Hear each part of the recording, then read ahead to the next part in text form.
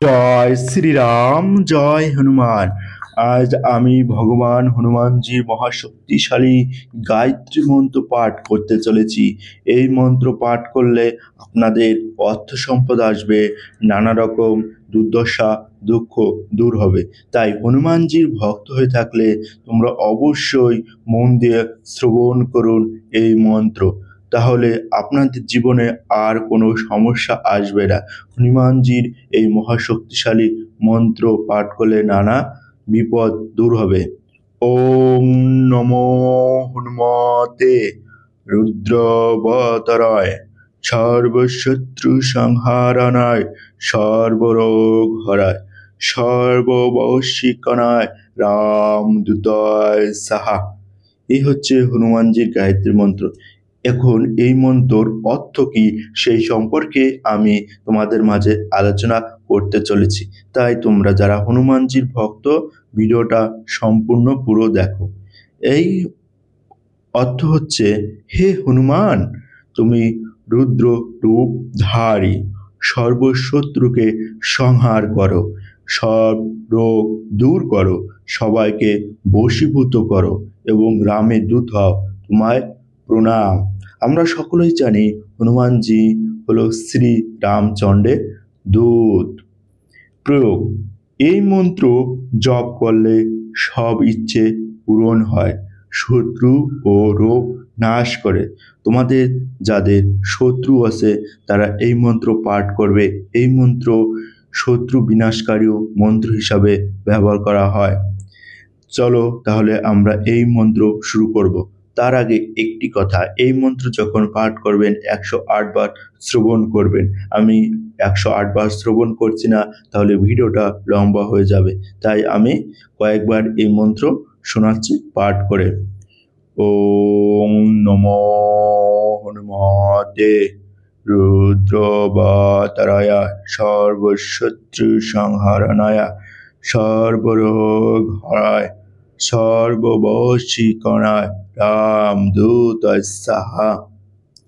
ওম নমো হনুমতে রুদ্রবতরায় সর্বশত্রু সংহারণায় সর্বরোগ হরায় সর্ববশীকরণায় রামদূতায় সাহা।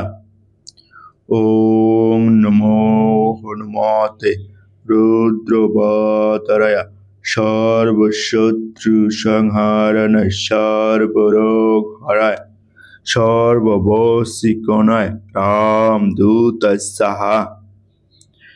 ওম নমো হনুমতে রুদ্রবতরায় সর্বশত্রু সংহারণায় সর্বরোগ হরায় সর্ববশীকরণায় রামদূতায় সাহা।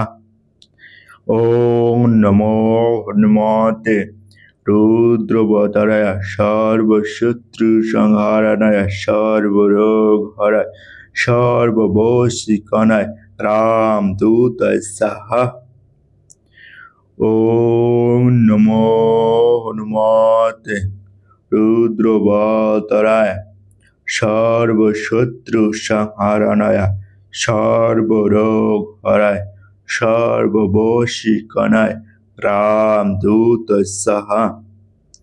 ওম নমো হনুমতে রুদ্রবতরায় সর্বশত্রু সংহারণায় সর্বরোগ হরায় সর্ববশীকরণায় রামদূতায় সাহা।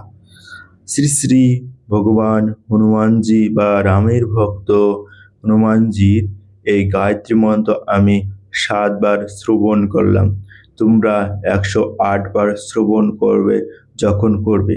আর এই মন্ত্র যখন পাঠ করবে তোমরা তোমাদের শুদ্ধ বস্ত্র পরিধান করবে। তার সাথে তোমরা হাত মুখ ভালো করে পরিষ্কার করে নিয়ে একটা আসন গ্রহণ করে এবং হনুমানজির একটা ছবি বা ফটো সামনে রেখে এই মন্ত্র পাঠ করবে। অবশ্যই এই মন্ত্র পাঠ করার আগে তোমাদের ভালো করে সেই স্থানটাও পরিষ্কার করে নিতে হবে যাতে কোনো নোংরা না থাকে। এই মন্ত্র তুমি সকালে বা সন্ধ্যায় যে কোনো সময় শ্রবণ করতে পারো।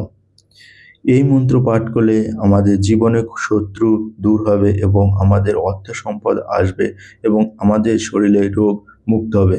তাই সবাই আমরা জোরে